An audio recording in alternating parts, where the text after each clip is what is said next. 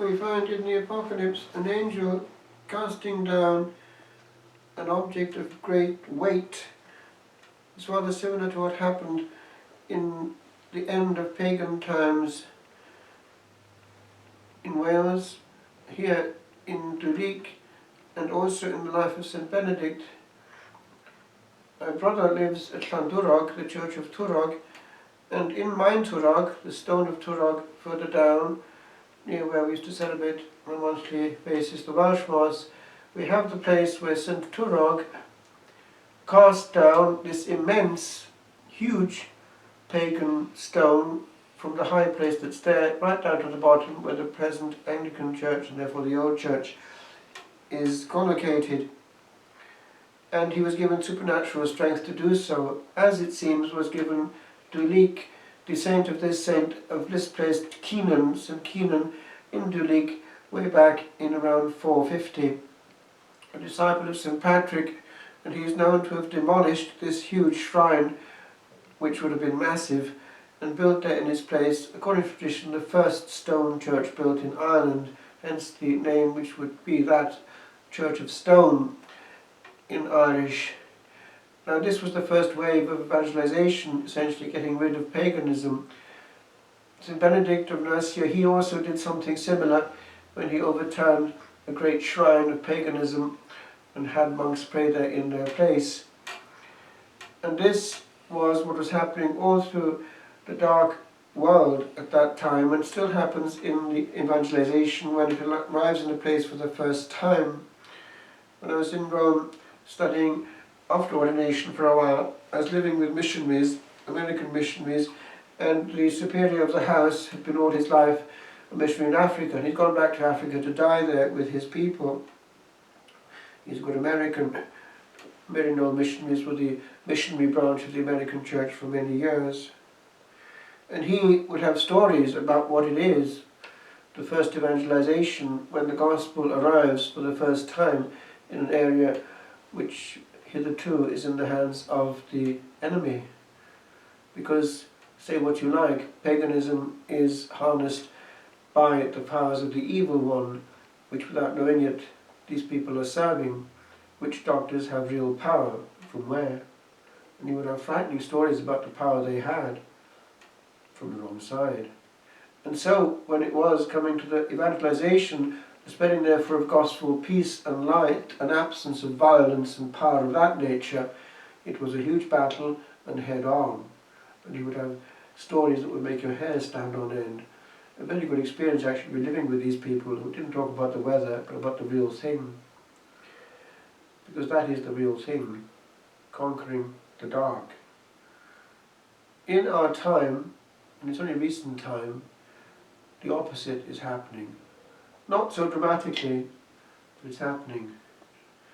Bit by bit, chip by chip, the authority of our God's kingdom and reign is being whittled away, and that power, once expelled by Patrick, is being re-enthroned.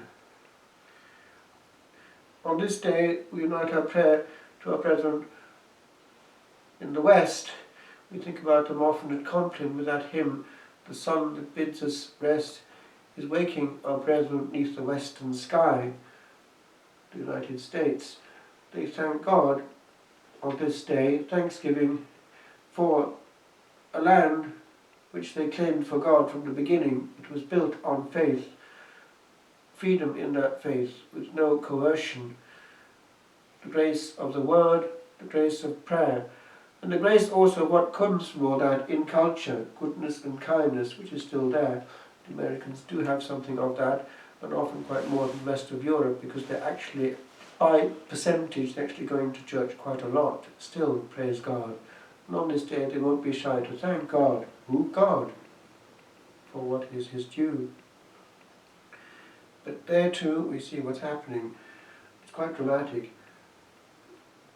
It's actually subtle, but it's frightening, because the devil hates America and wants to withdraw that land from God's aegis and put it under someone else's control. And when we see patterns emerging which are similar to other areas of the world which have been under Satan's dominion indirectly through a regime which has been hostile to God, then we see what is actually happening. We need to have our eyes wide open. If America can be lost to a rigged election, what hope have we for the rest of the world? America was founded under God's aegis and blessing, and they can lose that blessing very easily, and it will lose also the protection of heaven and lead to the other thing coming back. You know how the missionaries in the early times were tortured terribly, all that they might have the grace of gospel peace. Questa festa per l'America è importante, ringraziamento per una terra data a Dio dall'inizio, in cui regnava Gesù. Davano autorità al re dei re e volevano che lui regnasse a tutti i livelli della cultura, e fu così, a livello che per esempio in diverse zone per lunghi tempi era proibito avere l'alcol, gli anni della proibizione per esempio. E tuttora la domenica in America è interessante, tanti vanno a chiesa e ascoltano la parola di Dio e se ne parla. Per questo quando si vede il rischio di essere purtroppo coinvolti in una cosa molto simile a quello che si fa in altre situazioni di dittatura, che la libertà elettorale sia tolta con grande forza da una maniera purtroppo si può dire anche diabolica. Non è giusto che si truffi questi voti e dunque la libertà del corpo elettorale legittimo dell'America. Nell'Apocalisse di cui si parla in questa settimana vediamo la fine dei tempi, anche come nel Vangelo stesso. Il Re dei Re tornerà, il Re dei Re ha la sua autorità. Mi ricordo aver sentito questo anni fa. Si andava ogni mese per la messa gallese a Mainturog, vicino a Mainturog, e Sildadan. Lì Mainturog vuol dire pietra di San Turog. Mio fratello vive a San Turog, la chiesa di Turog. Era un santo locale, nei tempi primitivi, che ha avuto una forza soprannaturale per buttare questa roccia pagana, sacra, di grandezza e forza, lì dall'alto fino in basso, e lì fu collocata la chiesa primitiva di San Turog. E la stessa cosa è arrivata qui a Dulig. San Kim ha fatto la stessa cosa più o meno con una roccia enorme pagana, costruendo la prima chiesa di pietra, appunto, cristiana in Irlanda, in questo posto dove siamo noi adesso.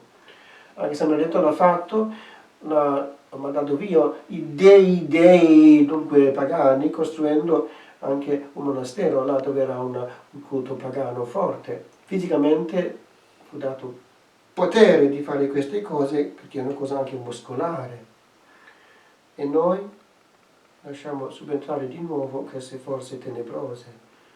Vivendo con i missionari a Roma, ascoltavo le loro storie, era una forza, un combattimento continuo contro la forza del demonio in queste terre buie in cui regnava Satana.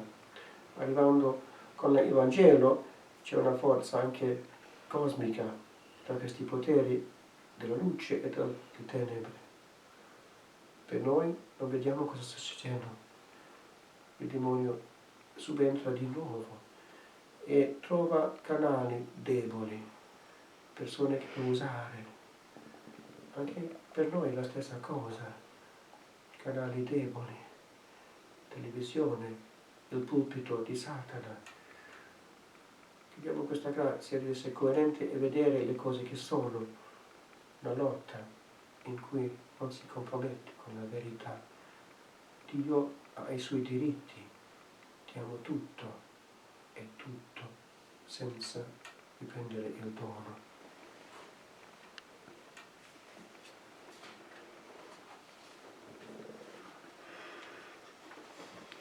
Ave Maria, gratia plena, Dominus tecum, benedicta tu in mulieribus, et benedictus fructus ventris tui, Iesus. Santa Maria, Mater Dei, ora pro nobis peccatoribus, nunc et in hora mortis nostrae.